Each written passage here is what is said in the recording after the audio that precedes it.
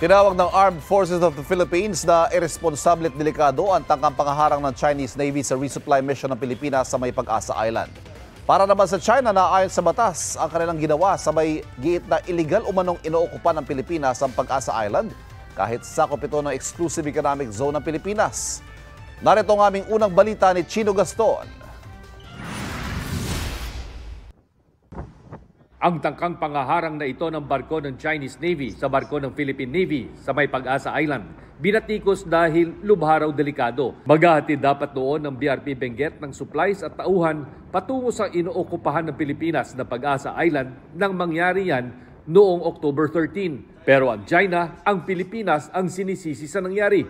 Giit ng China, lehitimo at naaayon raw sa batas ang ginawa ng kanilang barko. Sa pahayag ni Chinese Foreign Ministry spokesman Mao Ning, ang Pilipinas daw ang lumalabag sa soberenya ng China dahil daw sa iligal na pag-okupa at pagtira ng mga Pilipino sa Pag-asa Island. Pero buwelta ng AFP, kahit ilabas pa ang issue ng agawan ng teritoryo, irresponsable at paglabag sa international law ang ginawa ng China.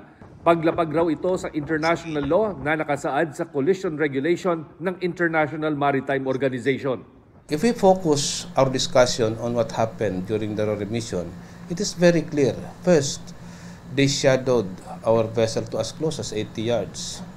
Second, they tried to cross the bow of our ship, which could lead to an accident. So, how do you describe those actions? For us, these actions are irresponsible and unprofessional.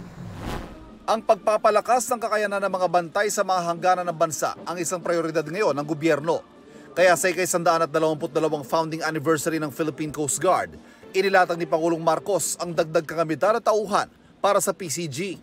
Not only because they are on the front line in the problems now that we're facing in the West Philippine Sea, but also because of the very important function that they play when it comes to search and rescue, when it comes to maritime incidents, when it comes to even disaster assistance. Personal ding in-inspeksyon ng Pangulo ang BRP Malabrigo. Ito yung barkong tinira ng water cannon ng China Coast Guard sa Ayungin Shoal nito Agosto. Sa katabi naman ito, nakadaong ang BRP Malapascua na ginamitan ng military-grade laser ng China Coast Guard nitong Pebrero. Binigyan parangal naman si Commodore J. Tariela na tagapagsalita ng PCG sa West Philippine Sea at sina PO3 Jason Nicol at SN1 Joseph Rivera na pumutol sa floating barrier ng China sa Bajo de Masinloc. Naniniwala ang Philippine Coast Guard na epektibong ginagawang paglalabas sila ng mga video at larawan na agresibo aksyon ng China sa West Philippine Sea at makuhang suporta ng international community para ipaglaban ng bansa ang teritoryo nito.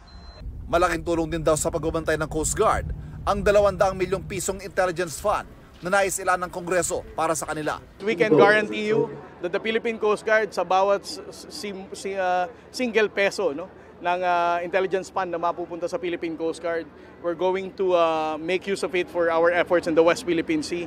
Ito ang unang balita. Ivan Merina, Chino Gaston para sa GMA Integrated News. Mga kapuso, para laging una sa mga balita, bisitahin at mag-subscribe sa GMA Integrated News sa YouTube.